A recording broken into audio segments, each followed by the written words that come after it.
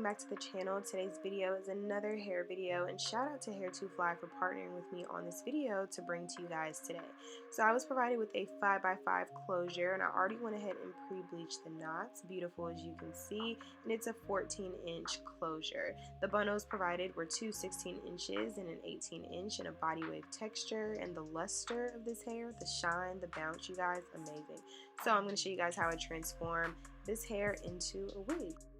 So I always start off on a canvas head, of course, from Amazon. I have like multiple canvas heads and a mesh dome wig cap. I always take my T-pins and I stretch down the back of the wig cap. It's already pre-measured for the person's head that I'm making it for, but always stretch down the back of the wig cap. Now the placement of my closure is always half an inch to an inch beyond the wig cap, so I always make sure that I pull it down far enough. Reason being, you know, when you do sew, and I sew pretty strong, I'm like a heavy hand, so sometimes the closure may slide back, so you just want to make sure that you bring it down far enough. So of course I place my T-pins, the 3 in the middle, or the 3 on the lace in the front, and then the one in the back, and then I make sure that I stretch the two sides, the left and right sides in the back. I make sure I take my T-pin and I stretch that closure flat. Okay, so you see how I'm stretching it flat, and then I'm pinning it down, so I make sure that it's flat on the sides and in the back. And a flat closure, y'all, this is literally like the foundation to a wig. That goes for wigs, and that goes for closures and frontal, excuse me. See, I stretch it and I pin it down so it's super duper flat, like no lumps, no bumps, no nothing, so that when you sew it, it's perfect.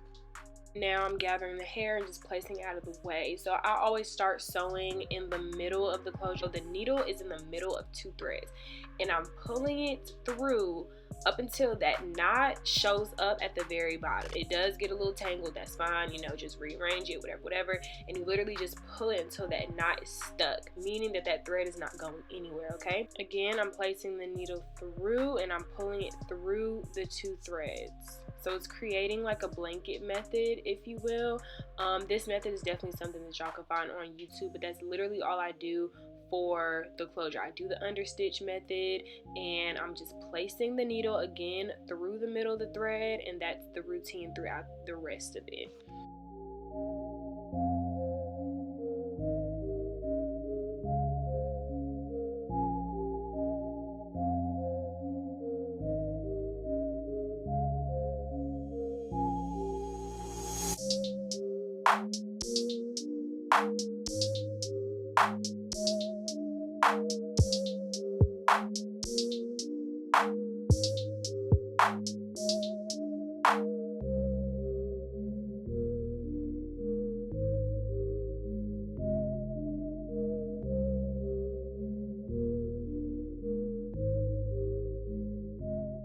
Now when I get to the edge of the closure, you guys are going to see right here that I take the needle and I put it through the exact same way. So the thread part that's coming out of the back end of the needle, as you guys can see, I take that with my finger and I wrap it around twice to create a knot, and then I push the needle through, as you can see, and then I pull it. When I pull it, it creates that knot.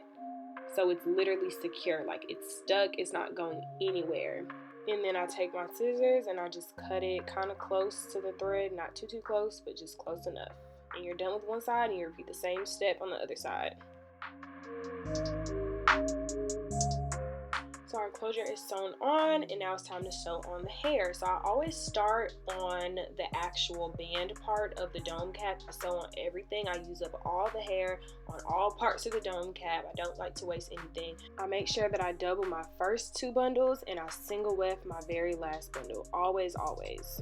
So you can see the wefts are pretty thin on this, which I love. I love thin wefts. Like thin wefts with a lot of hair are great, but I always make sure that I double my first 2 bundles. Like you can see, I'm taking my pre-threaded needle and I'm just pushing it through the doubled bundle, right? And I'm just pulling it, nothing crazy, just pushing it through, and I'm pulling it so that it's creating a knot on the back side.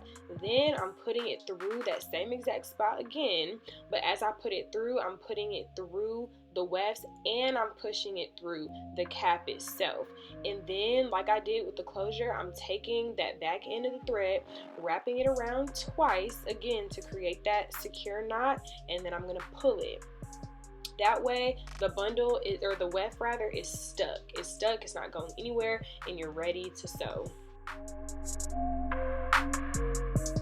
Now my method for sewing is pretty simple. Once I secure that track with the T-pin, I'm just going to go underneath the weft, and then I'm going to go through the cap with the needle. That's it. Underneath the weft, like you can see, and then through the cap. And I only bring that needle through the thread once.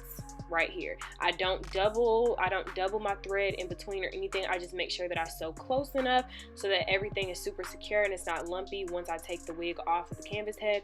The only time that I do double any knots or anything is at the very beginning of a track and at the very end of a track.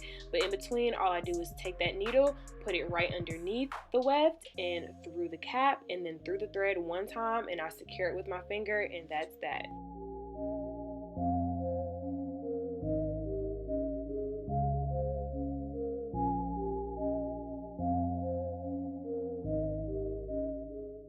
And I always do the flip over method with my wefts. I do not cut anything, and it's pretty much the same process. I'm just gonna flip those doubled wefts over onto the other side, T-pin it, and I'm using that same exact thread from the bottom track, and I'm just gonna go through. Make sure that you double it whenever you start a new track and end a new track. You go through the weft, go through the cap, and then you double it and you pull it, and then you continue to go. That makes sure that everything is secure and is super tight, and you're good to continue to sew.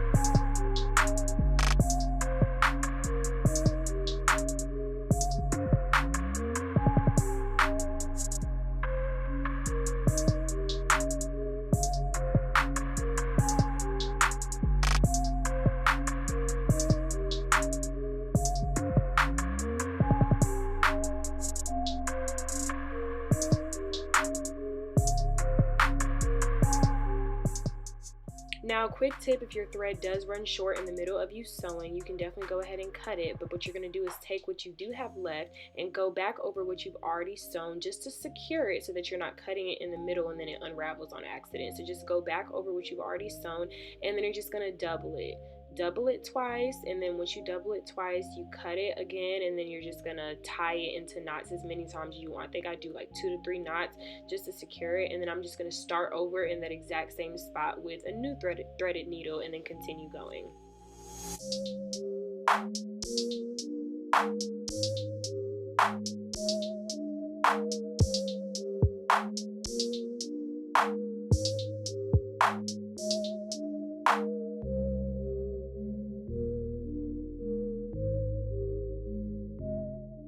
Now that we're at the top, like I said, I do single weft the very third bundle. So what I don't do is sew that bundle within the closure, because if you ever want to change out your closure or loosen it up or whatever the case, you want to make sure that that closure is not connected to the tracks itself. So you're just going to sew around that closure at the top. Really, I'm just going to go in the same rotation, the same kind of pattern that I did for the rest of the wig, sew around it. I do have to sew a couple of more tracks up here, but I'm just showing you guys generally what I do to sew around it and the pattern that I make until I get all the way to the top.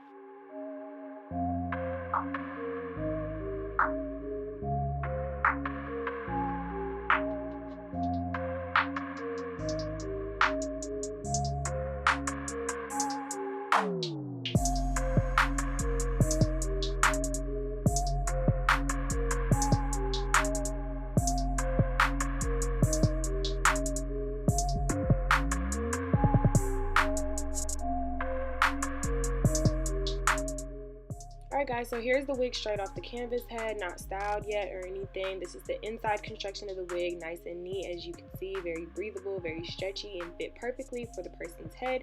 Now I'm going to show you guys how I cut off the excess cap that is beneath the closure. So I take my handy dandy scissors and I'm just going to start cutting on the edge part of the cap, like the little band part, and I'm just going to go around, literally just following the pattern of the closure. Make sure that you don't cut the thread, y'all, because if you cut the thread, your closure will come loose and your wig, it'll just be a mess. So just be careful. You can actually leave some extra cap on there if you're too scared that you'll cut the thread, but yeah, cut that cap off and then we're good to go.